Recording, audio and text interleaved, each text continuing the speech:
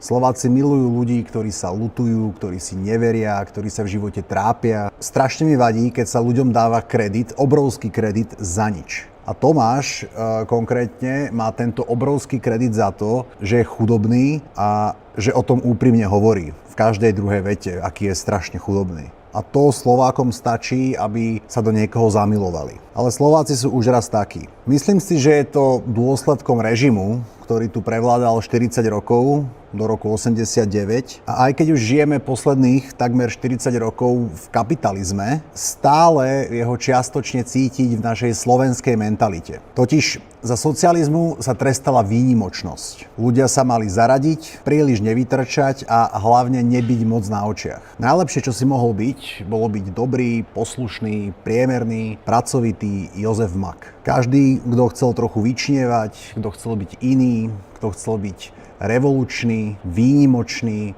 bol potrestaný. Nie nevyhnutne režimom, ale minimálne ľudia ho osočovali, ukazovali na neho prstom, snažili sa mu hádzať polená pod kolená a tak ďalej. A to je aj dôvod, prečo dodnes, keď niekto prejaví príliš veľké sebavedomie, Slováci to nevedia vystať. Slováci milujú ľudí, ktorí sa lutujú, ktorí si neveria, ktorí sa v živote trápia a ktorí si nedovolia povedať nič trúfale. A taký je presne Tomáš. To jediné ti stačí, aby si získal priazeň ľudí tohoto národa.